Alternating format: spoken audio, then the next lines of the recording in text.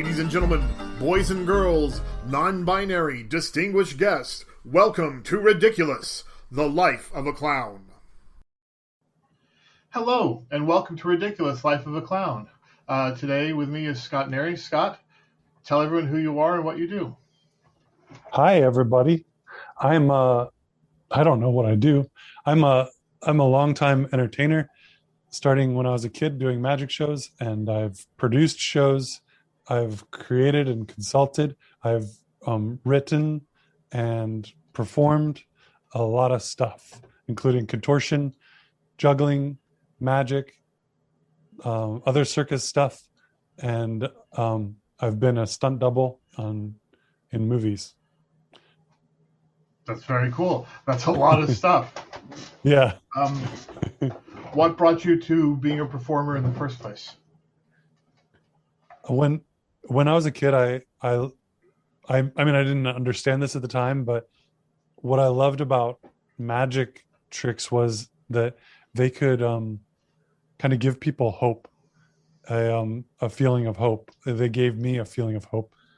They helped me see the world in a different way. When I had limiting beliefs about stuff, I would see that my limiting beliefs might be wrong, and I loved that. I loved seeing like there's more to life than what I know. So I loved sharing that.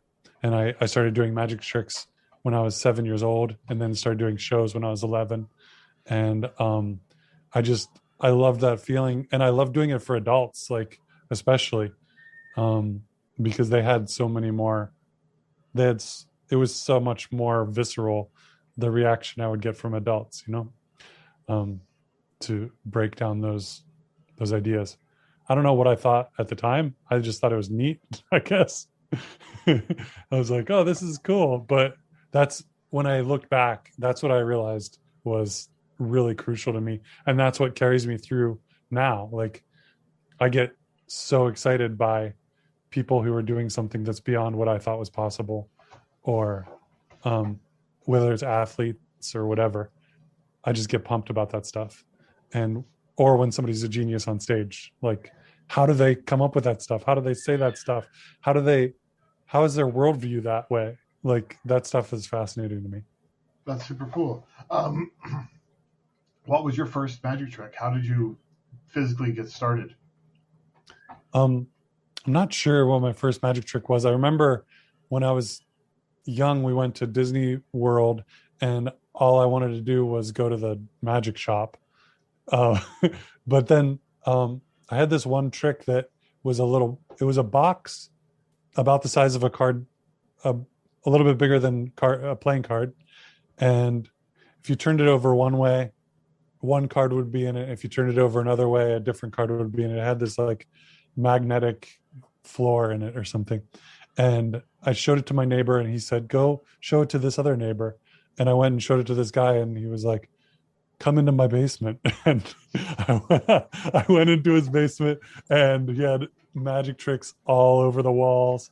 And he was like a part-time professional magician. He made furniture during the day, and then at night he would perform magic at like banquets and birthday parties and stuff. And he was like trained from the Chavez School in California. He was like amazing with sleight of hand, and it was just this crazy thing. This magician lived across the street from me, and I had no idea. That's super cool. Did you end up learning from him at all, or? He got me taught me how to do a professional show, taught me how to be smooth, how to pick music and everything. And like, he was super crucial throughout, all the way through my high school, teaching me how to do it. And his stuff, like, that's the foundation for who I am as a performer, for sure. So you're also a big time juggler, yeah? Yeah. Yeah. So how did that start? When did that come into your oeuvre? Yeah, like that same like thing that I was talking about with athletes. Like, I feel like with magic, it was kind of, I felt like if I did a trick that somebody had already seen before, they weren't surprised by it. It was like hearing a joke that you've heard before. They weren't surprised by it. They weren't like, they didn't get the full reaction. It might still be a cool trick to watch, but it doesn't do the thing. But if I juggled for somebody, juggling was happening right there in front of them.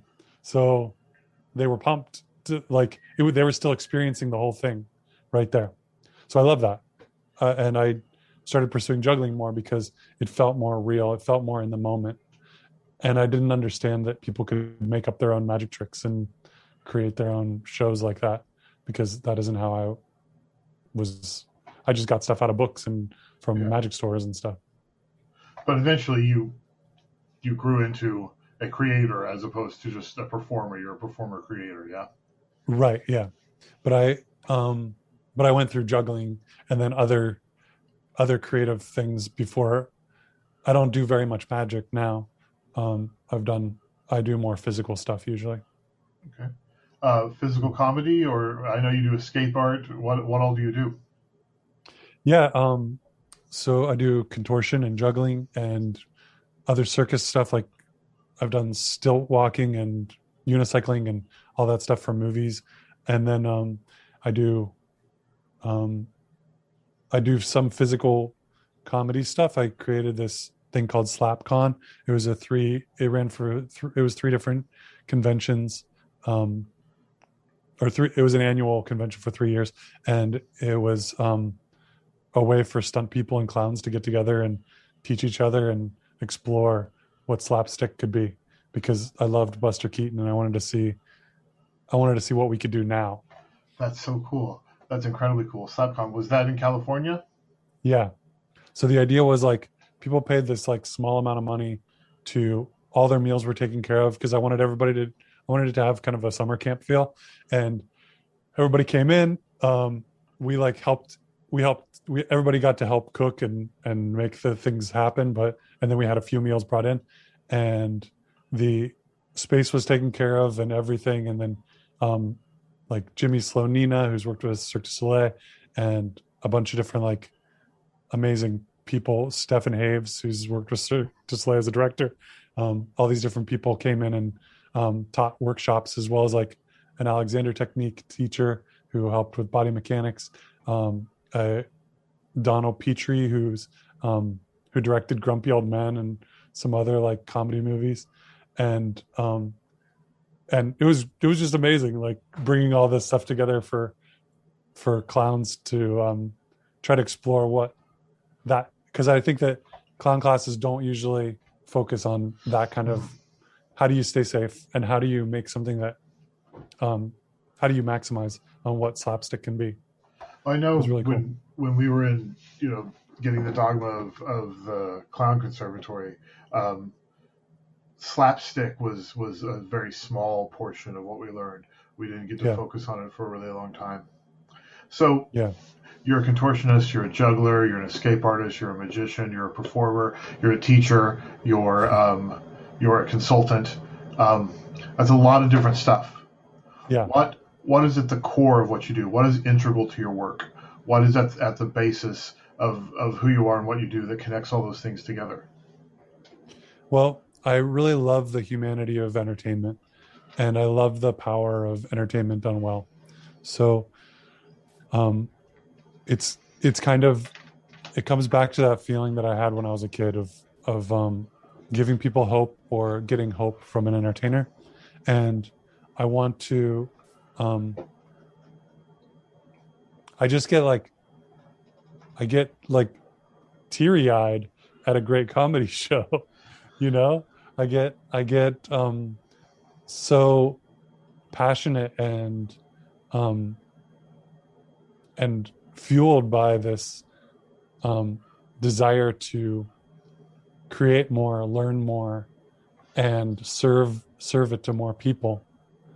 So that's what drives me. And I get also driven by when people aren't doing it. When I see the potential, I see a show that's like, I see somebody doing clown or something that I'm like, you got connect with the crowd, do something that they like, please, right now. I get I get furious about that.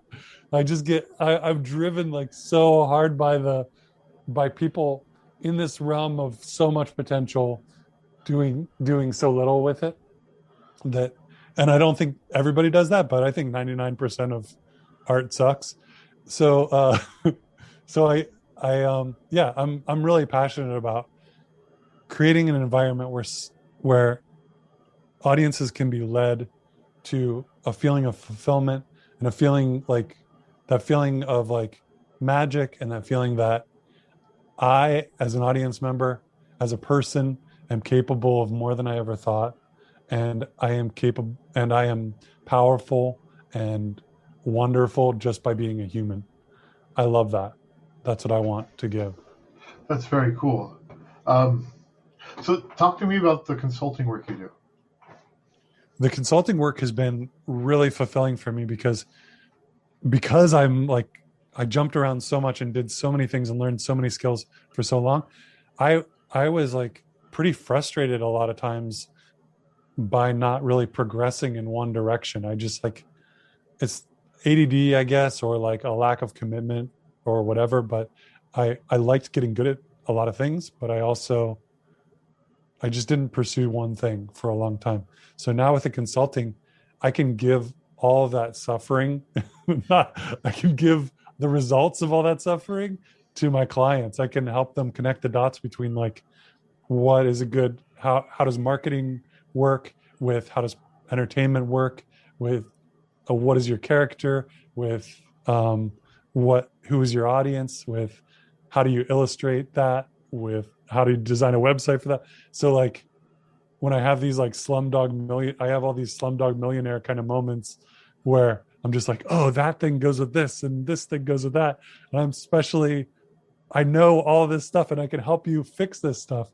I love that. I love those moments, and that's what I get to do. I'm like, different entertainment companies are calling me and asking me to solve interesting problems. So one person's like lost all their gigs.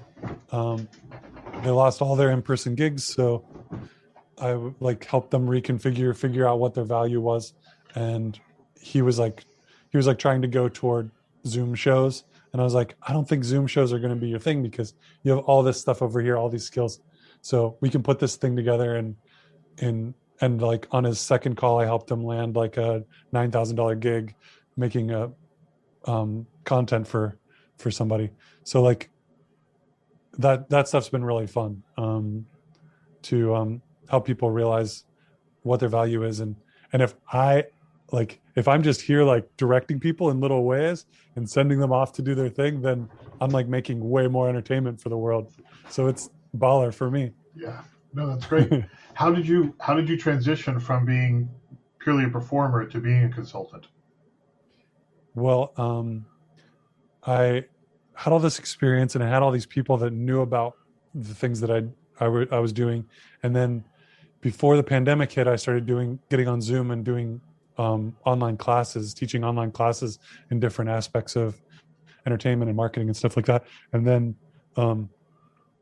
when the pandemic hit, the classes kind of dried up because people weren't like interested in learning about stage time for comedians.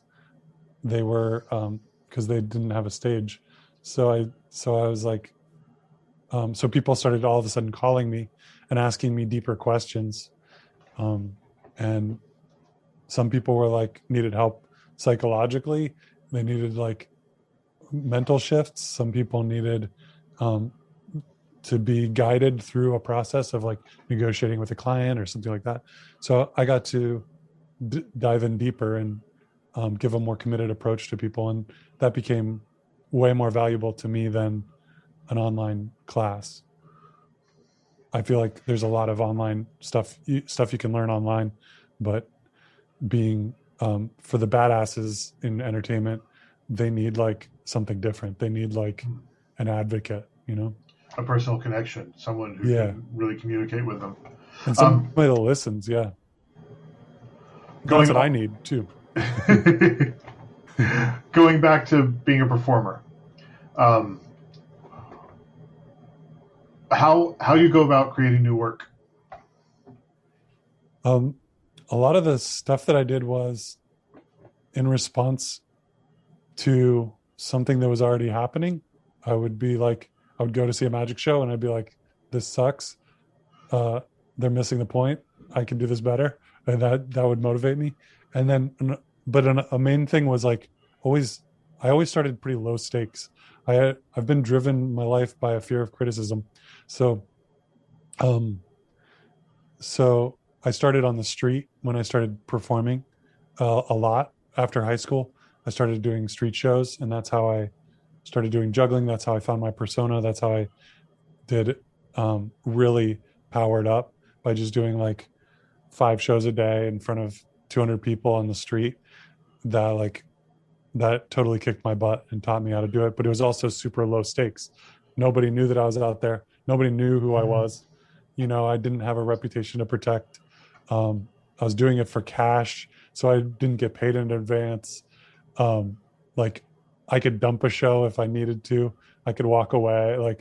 So that was really good for me. And then the same thing with Scott and Nery's Booby Trap, which is this circus variety show that I created that ran for like 5 years.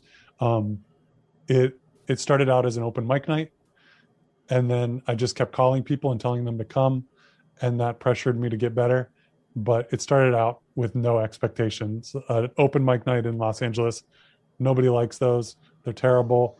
Everybody's there to like get discovered, or like it's not even good. It's not even comedians that are dedicated to it necessarily.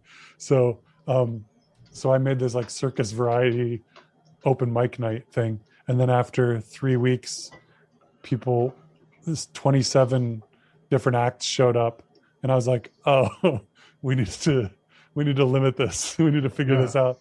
So I started booking it at that point and making it a booked lineup show. That's super cool. So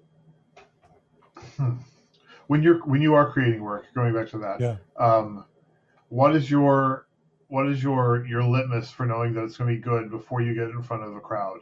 How do you know that you're creating good work before you get in front of a crowd and get that direct affirmation? You get it to like I get it to a certain percentage of good, so that I'm just not going to be like, so that I feel like I've respected the audience enough. That's the main thing. Like if they, that's the thing that I experienced with Booby Trap too. If they see a comedian come on and bomb, but it's obvious that she's written like amazing jokes, or she's written jokes that she cares about and she believes in, and she's worked on it, and she has a plan, and she dressed well for the event, and she knows how to use a microphone, they're going to forgive it, and they're going to like follow along and feel relaxed and enjoy the process of her bombing, instead of being annoyed or feeling like the pressure's on them to perform as an audience or whatever. And so that's for me, that's more important, is to put together something that respects the audience and shows them that respect. Then I try to set up formats, because of my experience with so much doing street shows and doing so many different shows in different venues and stuff like that. I've learned a lot of stuff about formatting my stuff so that it works okay, and it can respond to the audience. So I believe that, like, especially for clowns, I think the whole thing of a clown is to be responding to the audience, to be the bridge from the stage to the audience.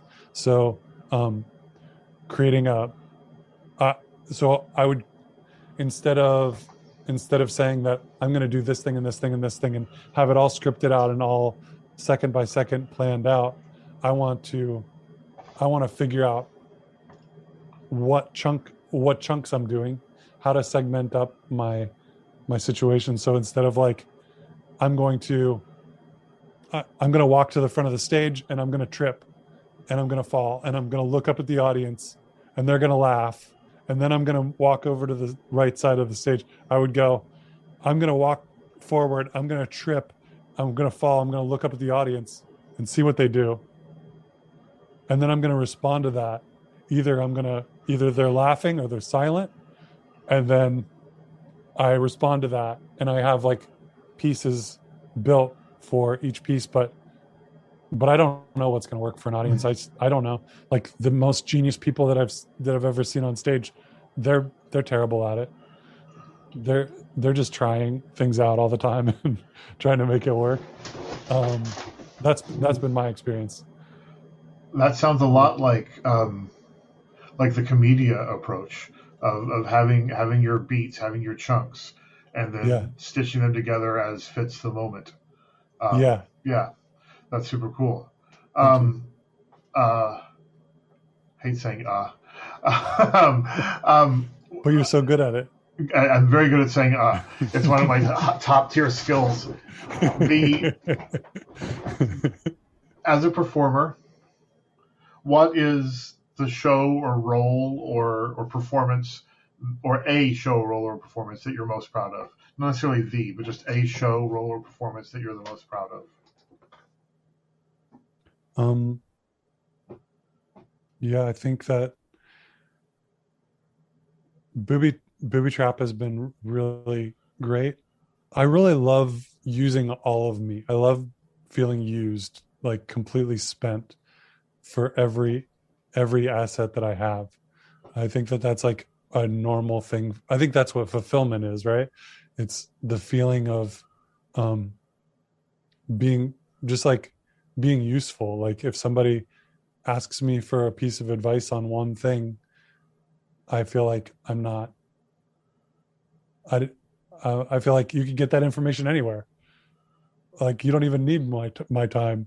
But if somebody asks, if I get to like create a show that's that uses all of my friends, it uses.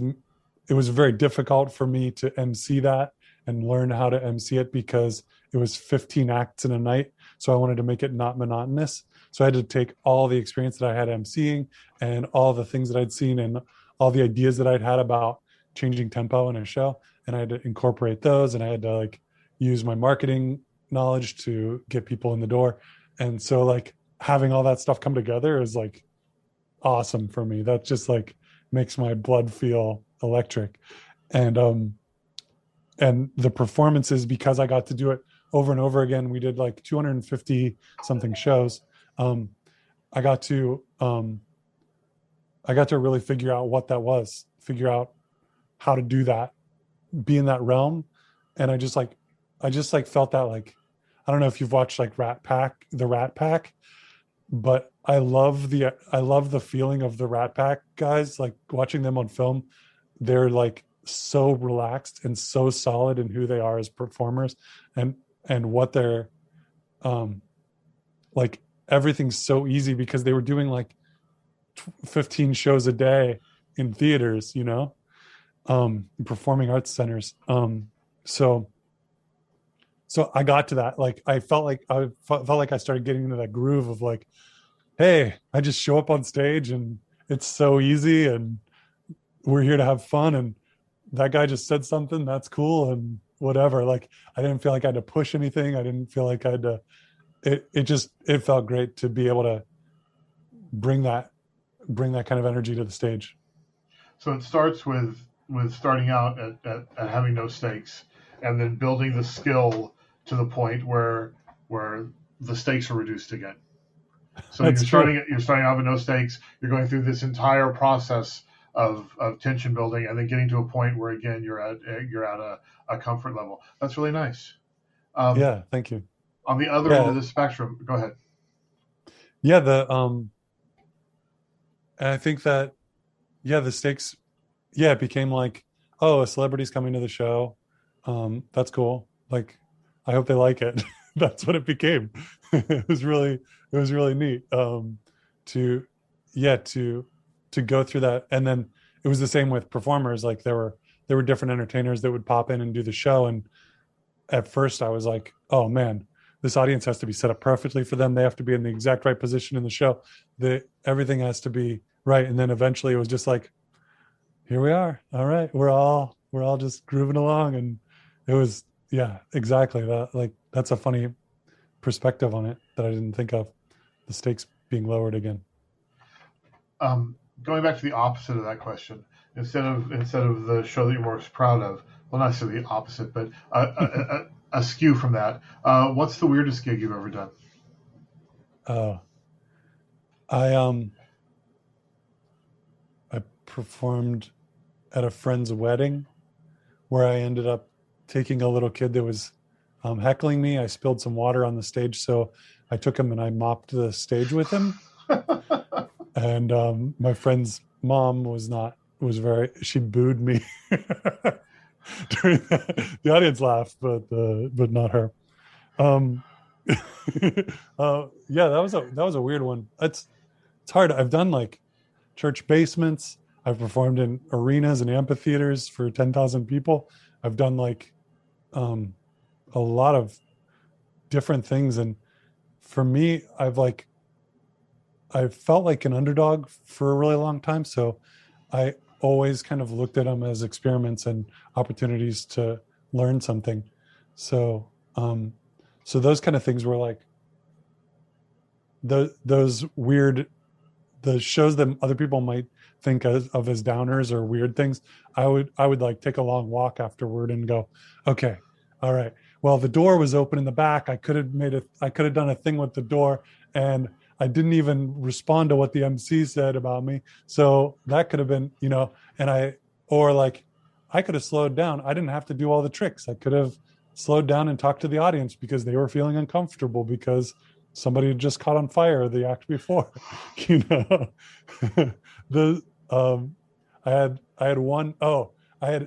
I did this like stand-up. I wanted to do stand-up comedy with my friend. So we realized that we could get more into stand-up comedy clubs if we were from out of town. So we created a tour going across the country, and we would call these comedy clubs and tell them that we're coming through. We're only there for a night. Can you give us 5 minutes each?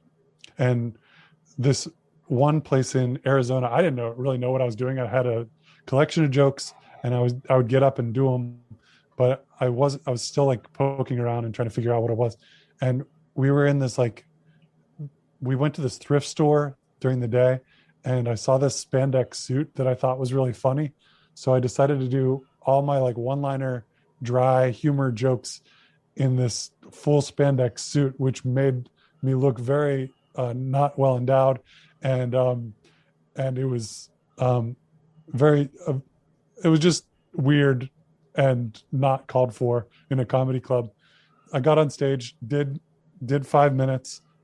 Nobody laughed. They just stared at me.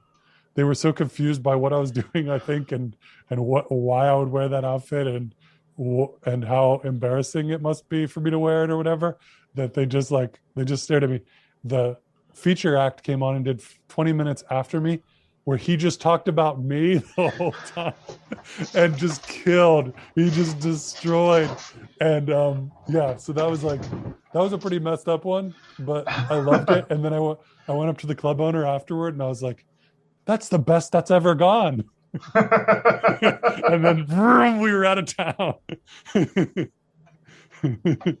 Very nice. We're getting towards the end, but I got a few more questions for you. What's some of the media that's influenced you, especially stuff that you feel it's underrated and more people should be aware of? What is some of the media who's made you the performer and comic that you are? I spend a lot of time absorbing media and analyzing it and stuff. When I was a kid, I remember watching like the Cosby Show, and trying not to laugh because all the characters on the show didn't laugh when they said funny things. So I thought that was like the secret to comedy. I've spent a lot of time trying to dig into that stuff. And then I thought like blooper shows and prank shows were always like so good at showing the human condition and showing the power of reactions and stuff like that. So I loved watching that stuff, and then watching and trying to figure out what's their moment of realization and what do they do to heighten that. And then the same thing with like watching open mic nights. I would so many comics would just like go outside and smoke a cigarette, go into the back and write their own jokes. I would watch, like, I would just pour over it, watching like that joke bombed because of this. That like sometimes comedians get like laughs a lot when they don't know why they're getting a laugh, because like, oh, it turns out that this group over here has like 10 people, and that the word that he just said is an inside joke. So like, so I was always like fascinated with why did he get a laugh that he didn't know about, and then how could he have capitalized on that joke? What could he have done next, even if he doesn't know what the like? I was always fascinated by that, like the live entertainment thing of like, yeah, how do we maximize on this moment, and how do we what are we really going for? Are we going to like look like the smartest joke writer, or the cleverest magician, or the most dexterous clown, or whatever? Or are we like trying to tap into something and lead people to something amazing? And are we willing to do it all no matter what? So that's my roundabout answer to the media. But I like, I've listened to stand-up comedians over and over again, the same stand-up comedians, until I can do exactly what their rhythm is, with the same jokes. I do the same with like, if I have an opportunity to see a live musician over and over again, I might go watch them over and over again and try to understand what the tempo of what they're doing and why what they're doing works. I'm super into like analyzing and codifying how all that stuff goes. So that's the nerdy part of me. And you probably wouldn't know it when you see me on stage, because I seem like pretty sloppy. People come up to me after the show all the time and say like, how long have you been performing? And I'm like, 30 years. And they're like, oh. They like think I lucked out that night and somehow it all worked out. But yeah, so I have this like very anal, very analytical, scientific side to me, and then I think I fight that on stage and try to bring the heart into it on stage. Related, who are your heroes as a performer? They're all dead. Yeah. They've all been destroyed by my creativity. I don't know. You meet your, like, one, I was showing my wife this when I started dating her. I was showing her videos of people that I grew up loving, and she was like, "Why? You're way better than them." I'm like, "Well, that's the point. That's what you're supposed to build on the shoulders of giants or whatever." But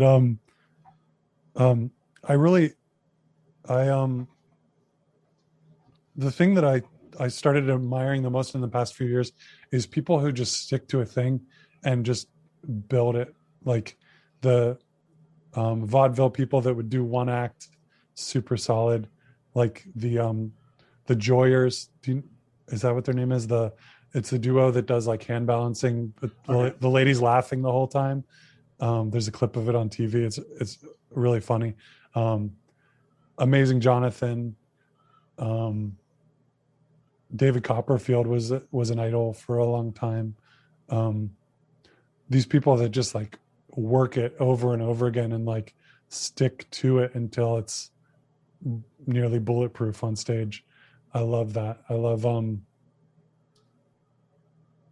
as far as clown, I love Michelle who, oh, I don't remember his name. He's the conductor in We Reinvent the Circus, and the wind-up clown guy. Those are two of my favorite clown acts. Claudio's lip syncing act in Cirque du Soleil also was one of my favorite clown acts. I loved Buster Keaton. He was so badass as far as stunts and comedy and just developing stories. I love Buster Keaton. Very cool. We're almost done. Yeah. What is a role or project that you've always wanted to pursue but couldn't because of logistics or costs or whatever? What is something you've always wanted to do but haven't been able to do yet? I have one thing is buy a house. No, I want to buy like a really fancy house. But I think I keep on coming up with new stuff and coming up with new ideas that I want to do. I have like so many ideas written down for movies and TV shows. And now because of online stuff, I have this concept of an online game that will be really fun and really weird. And I think it would be super engaging for a huge number of people. An online it's a live show that's also a game that massively multiplayer game. Yeah, I have so many. I want to give you something specific. I can't think of a specific thing. I kind of go for a lot of stuff that I want to do. That's great. I mean, that's the way to live it, right? Is to always be pursuing. Yeah. Oh, one thing, Booby Trap was every single Wednesday. So it had this thing to it where people would know that it was happening and they could come whenever. And and it was 15 different acts in a night or something, 14 or 15 different acts in a night. So people would get to join together and hang out together. And it was really cool for that. And it had like a good heart behind it and a good intention. So it had kind of a feeling of church, but I've had this idea floating in my head of creating like a church that has no deity or dogma, but it's some kind of a regular community that's based around entertainment and is powerfully motivating people to do more good in the world. That sounds pretty amazing. Okay, 2 more questions before I let you go. Okay. I have more time. Okay. What are you currently working on, and where can people find you? I'm currently working as a consultant and a producer. I'm producing a fundraiser for a school right now, where creating it from scratch as a whole new idea for how to do an online fundraiser. And then I'm also consulting with different entertainment pros. So like badasses that need somebody to kind of partner with them and listen to them and hear them out, and then help them to step by step, not help them, but step by step be by their side, help them stay accountable and stay on track with making hard changes in their careers. And then I produce like a game show, online game show for a company for their staff party. So I'm really into creating something new for companies and organizations that need something that's entertaining, but also like, yeah, it's entertaining, because like Zoom mostly isn't entertaining. It's mostly exhausting. Yeah.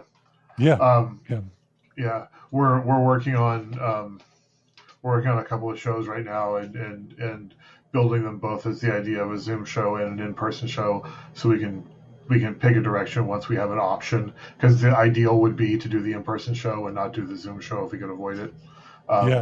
We're doing a hybrid circus improv show where it's an improvised circus, like the long form one act called Location, where it all takes place in one place. This would be, it always takes place at a circus, and then the improvised scenes at the circus are interspersed with actual circus acts. So that's cool. We're still in the getting people together with phases of that, but yeah, working on Zoom is just exhausting. I've been doing improv shows for the last year on Zoom, and it wears you down. Yeah. If you need feedback on any of your concepts, I'm glad to help out. Yeah, for me, it's like I'm always trying to exploit whatever situation I'm in. So if I'm So if I'm in an intimate environment with a small group of people, I try to do something that's more conversational and challenging to them. And then if I'm in a room with 1,500 people, I do something that bring, like, you feel the massiveness of the room and the audience and the power of that, like, fandom or like exhilaration of like a giant concert.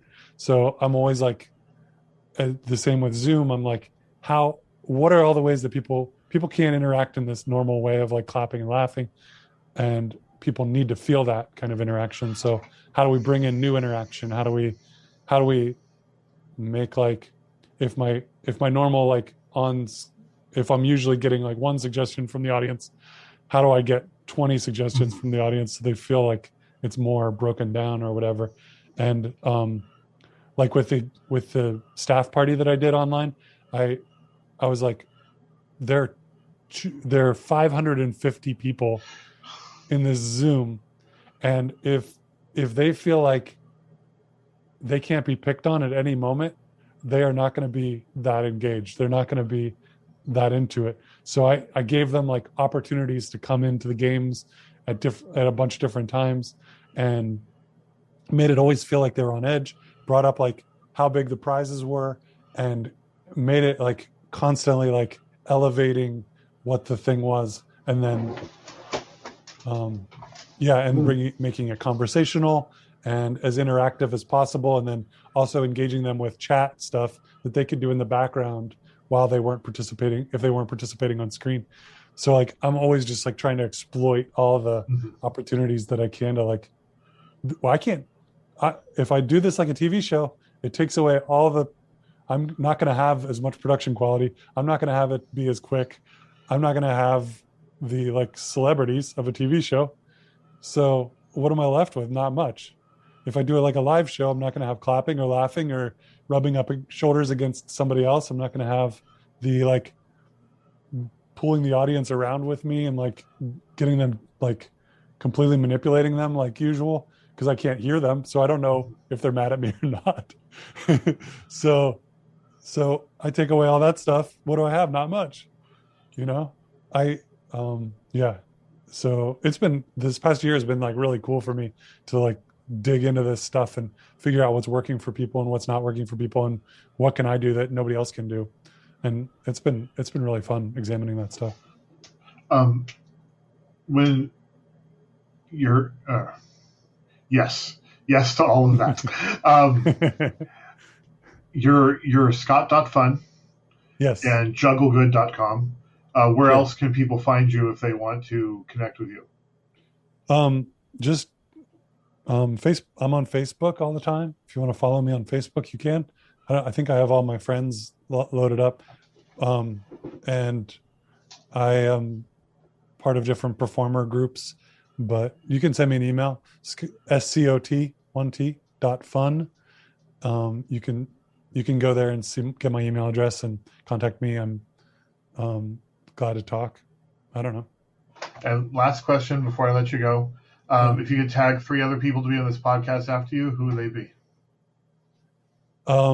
You're mostly looking for clown people, right? We're pretty broad now. Clowns, circus, anywhere in that oeuvre, in that spectrum. Okay, cool. And then I'd like to talk to the clowns out there after this question too. So Stefan Haves is brilliant, director. I can't believe that he hasn't been booked to direct an entire Cirque show or a Spiegelworld show, because he's just so genius, and he has the like heart, the emotional tempo that he creates in a show is incredible. He's just a genius at it, and listening to an audience. The first time I saw him direct a show was Teatro Zinzani in San Francisco, and I was sitting at the director's table in the back because somebody was friends with him, and I got to see performers going out on stage, and he would stop them for a second and give them a little nudge in some direction or another, and they would go out and take that direction perfectly. And just seeing him like talk to every single performer differently depending on how their ego is and what their creative process is, and seeing how he knew exactly what their power was and what they could do with an audience. He was fascinating to me, and he's everything that he's created has been incredible to me. Benedict Negro is a mime. He's the best mime in the world as far as I'm concerned, and he lives in Vegas. He's in O. He's the old gray, like the gray haired dude that's on all the posters and everything. He's genius mime and clown. And Jimmy Slonina is another. He's like a utility guy that's been in a whole bunch of Cirque shows and a bunch of Spiegel World shows and the Luxor show and stuff like that. And he's just like he's really good at, he can step into anything. You can say, okay, you have a watermelon for a head, and the queen is asking you to dig her a pond, and he'd be like, okay, and he'll run out and do it, like not like improv, but like he just jumps into the role and knows how to make the thing work. He knows he sees the beats in front of himself like the Matrix and just makes comedy work. So he's another third incredible person. Oh, that's super cool. I will attempt to reach out to all those people. Okay, I'll help you. Yeah, that'd be great. And as a booker in Booby Trap, and then America's Got Talent called me, and The Gong Show and a bunch of different shows called me and asked me for casting help. And I think that clowns, as you're trying to get work or you're trying to get placed in shows, keep on working on one thing and develop something that's solid. Develop a bit that you can do that's solid, even if it has a lot of interaction in it or whatever. Get on stage a lot. I think this is a thing that's lacking a lot in clown, especially. Clown is super difficult to do at a high level. It's super hard, and it comes from a lot of experience with an audience and learning how to respond to them both during the show and after the show when you rewrite it. So if you have that bit, it's going to take you way further. That's how like John Gilkey got into Cirque du Soleil, because he had his super solid bits worked out. And then he developed other stuff because they trusted him. So like, it might feel like if you create something and you work really hard on it and you fail and you fail and you fail until you get it really bulletproof, that might feel like you're pigeonholing yourself. But a year of that is really worth it when you get booked on Palazzo and you get booked in Vegas and you get booked in everything else, because clowns usually cannot deliver. So if you're competing with a whole bunch of people and you have your super solid bit, that is it's gonna make me look good as a casting person, because I'm like, oh, I can send this person. This person is beautiful and is funny, and it's obvious that they know what they're doing.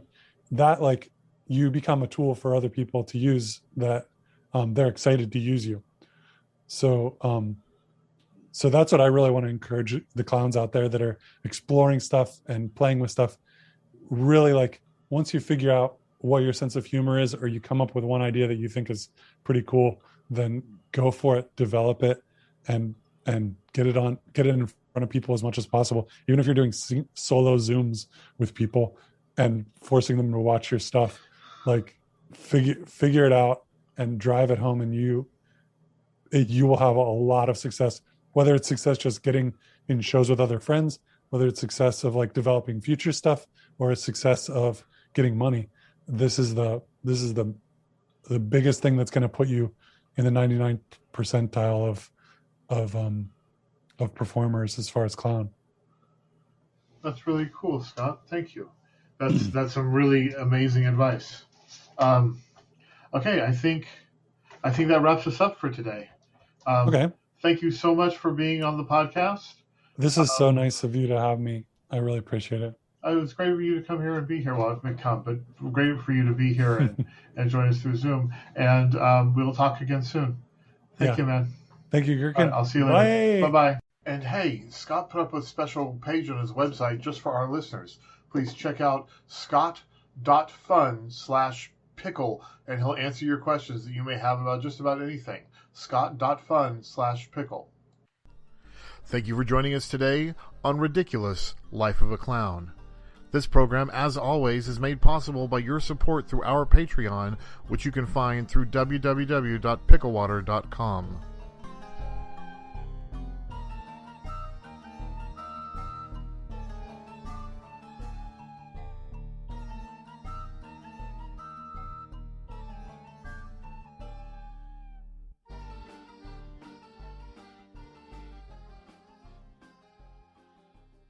Theme song by Kevin MacLeod of Incompetech Music.